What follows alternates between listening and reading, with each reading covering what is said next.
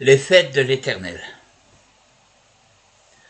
Voilà, je reprends donc mon étude qui a été effacée. Quelle importance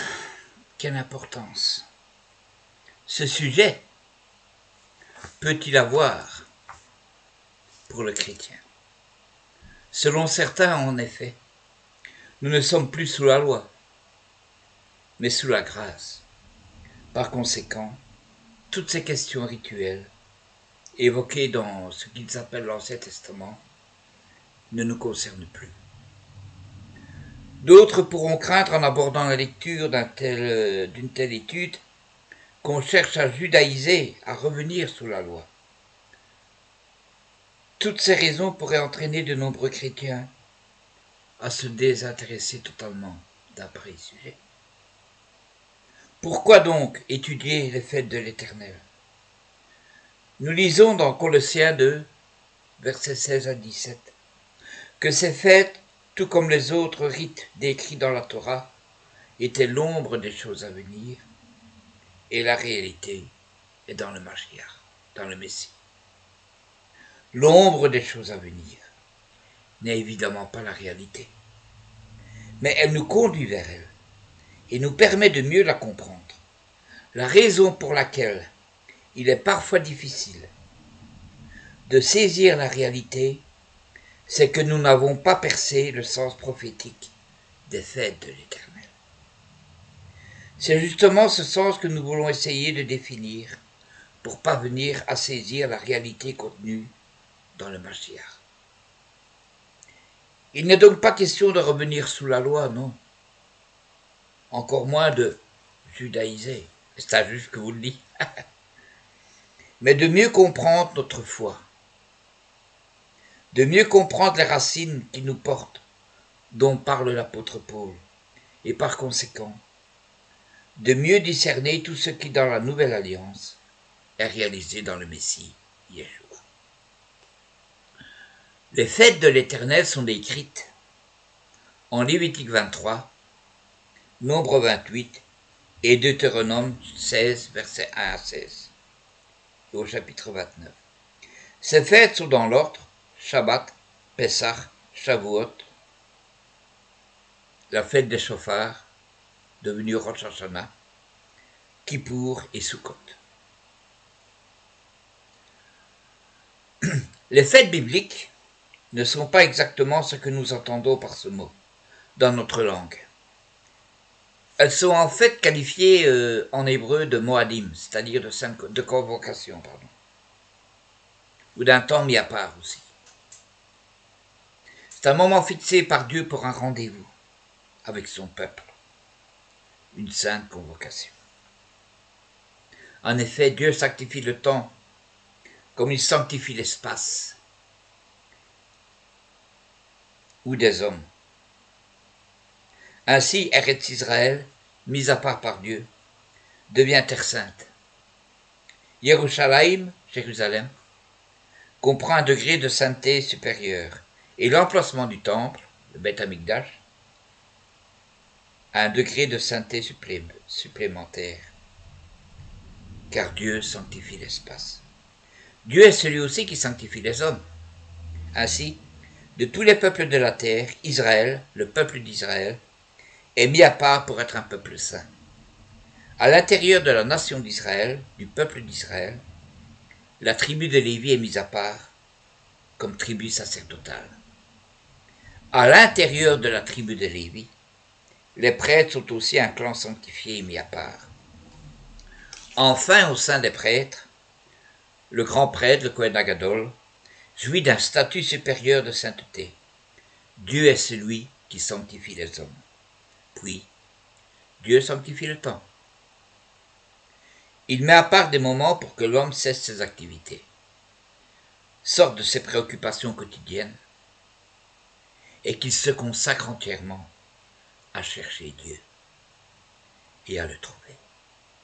Ce temps mis à part et sanctifié par Dieu sont en relation avec la sanctification de l'espace et des hommes. Ainsi, à l'occasion de 3 rencontres que forment les moments les plus importants de l'année, à savoir Pessah, Shavuot et Sukkot, c'est-à-dire la Pâque, la Pentecôte et la fête des tabernacles, tout Israélite doit se rendre dans la ville sainte de Jérusalem pour célébrer ce temps mis à part, et cela sous la direction des hommes consacrés et sanctifiés que sont les Kohanim, les prêtres. Certes, on peut rencontrer Dieu en tout temps et en tout lieu, mais il y a des temps favorables où l'homme met son cœur tout entier et ses moyens à rechercher Dieu. Vous pouvez comparer ce que je viens de vous dire avec le passage d'Ésaïe au chapitre 45. Et c'est cette réalité psychologique de l'homme que Dieu a prise en compte en faisant à son peuple des rendez-vous qui ponctuent le cycle de l'année.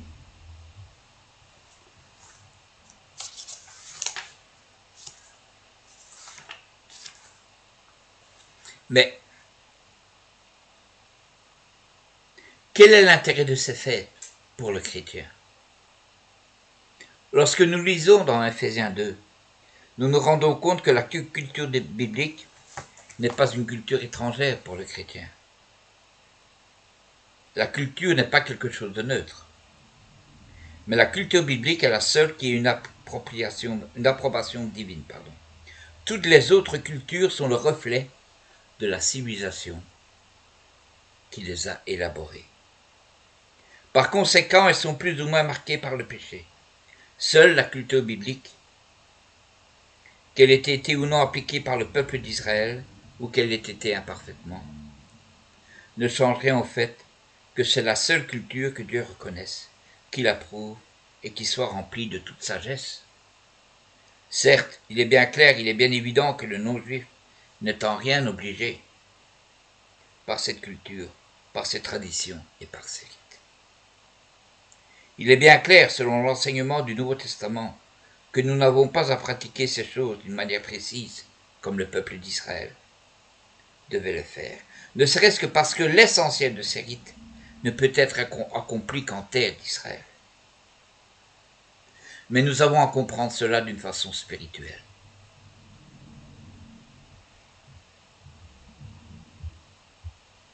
Mais aussi, ces fêtes ont un sens prophétique. Elles l'avaient à l'époque où elles ont été instituées. Elles en ont encore maintenant. Et c'est ce que nous allons voir.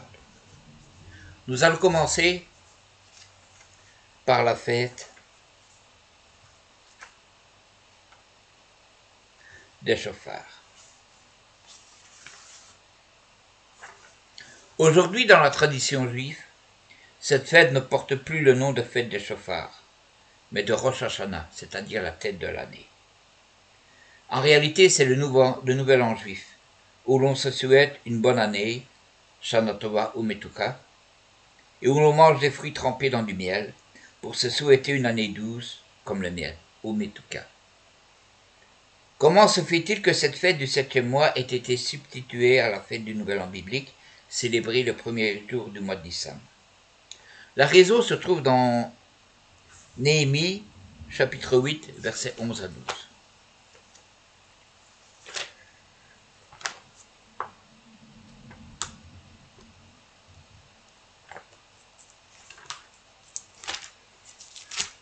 Néhémie, chapitre 8, versets 11 à 12.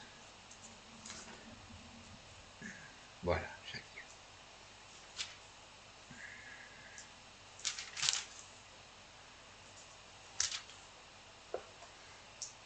Il est dit, « Et ne vous affligez pas, car la joie de l'Éternel est votre force. » Et les Lévites tranquillisèrent tout le peuple en disant, « Taisez-vous, car ce jour est saint, et ne vous affligez pas. » Et tout le peuple s'en alla pour manger et pour bénir, et pour envoyer des portions, et pour faire de grandes réjouissances, car ils avaient compris les paroles qu'on leur avait fait connaître.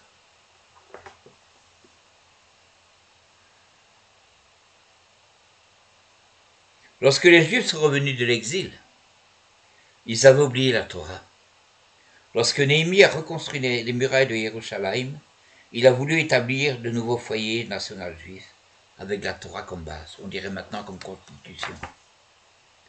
Nous lisons dans Néhémie 8, en effet, que le premier jour du 7e mois, Néhémie a fait dresser une estrade devant la porte des eaux, et tout le peuple s'est rassemblé pour écouter une lecture publique de la Torah. Faite du matin jusqu'au soir, par Esdras, le scribe, et ses associés. On se demande si maintenant on sera encore prêt à écouter la parole de Dieu, n'est-ce pas, du matin au soir. Pas de question. Cette lecture publique de la Torah a provoqué un véritable réveil spirituel au sein du peuple, ce qui est la signification de la fête des chauffards, amener le peuple à un réveil spirituel. La fête des chauffards, c'est une fête qui anticipe le jugement dernier.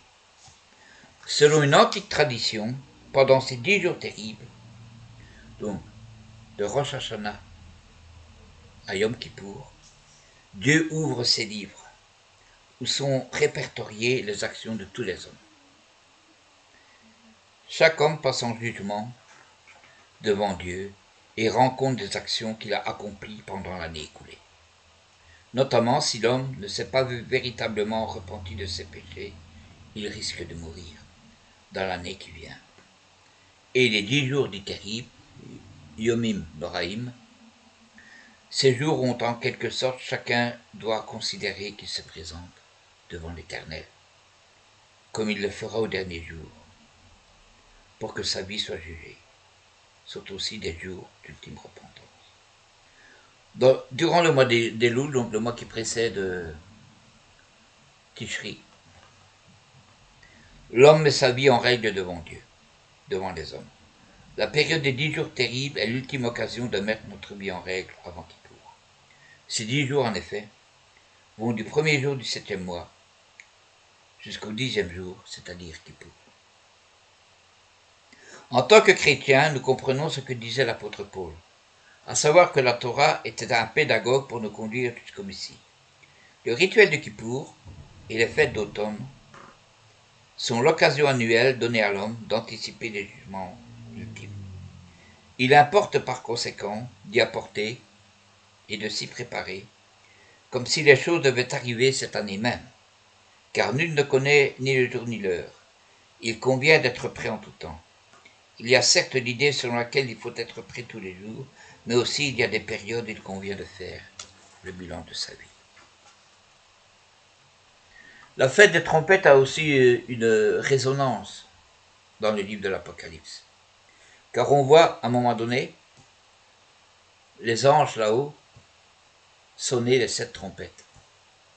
Mais c'est en relation aussi avec cette fête de Rosh Hashanah, la fête des chauffards, appelée aussi Yom Teruah. Et il est fort à parier que lorsque Paul parle que c'est au moment où l'ange sonnera de la 7e trompette, la dernière trompette, que les morts en Christ se lèveront. Mais nous verrons ça lors d'une vidéo consacrée justement à ces événements. Voilà pourquoi cette fête est essentielle. Elle est, disons, prophétique, dans le sens qu'elle annonce, justement, le retour du Messie. C'est très important. Le retour du Messie est annoncé, nous dit aussi les évangiles, à la voix d'un archange, au son de la dernière trompette. Nous voyons ça dans 1 Corinthiens, nous voyons ça dans les évangiles, nous voyons ça aussi dans l'épître de Paul aux Thessaloniciens, chapitre 2. Voilà pourquoi il est important pour nous de connaître ces fêtes, que l'on soit juif comme moi ou non juif. Car sans point de repère, sans boussole, on va tourner jusqu'à devenir fou. Et ces fêtes de l'Éternel sont des boussoles pour nous chrétiens, pour nous avertir le plan de Dieu. Si j'ai commencé cette étude avec la fête de Rosh Hashanah et ensuite avec la fête de Kippour, c'est parce que c'est la période. Mais normalement, la toute première des fêtes, c'est la fête de Pessah. Nous verrons ça plus tard, pendant la période de Pessah. Donc, voilà. C'est ce que je voulais vous dire aujourd'hui. La prochaine vidéo donc concernera évidemment la fête de Yom Kippour. Et ensuite je ferai une petite vidéo pour expliquer donc le plan prophétique concernant Rosh Hashanah, Yom Teruah et Yom Kippour. Ainsi on fera le lien entre les deux. Puis nous pourrons passer à la fête de Sukkot. Voilà. Je vous souhaite à tous un Shabbat Shalom et je vous dis à bientôt. Merci.